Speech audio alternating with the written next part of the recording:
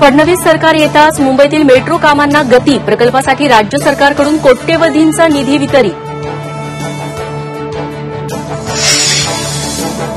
ठाण्यात 26 आणि 27 डिसेंबर 2 दिवस पाणी नसणार. जलवाहिनीच्या देखभाल दुरुस्ती कामासाठी पाणी पुरवठा बंद.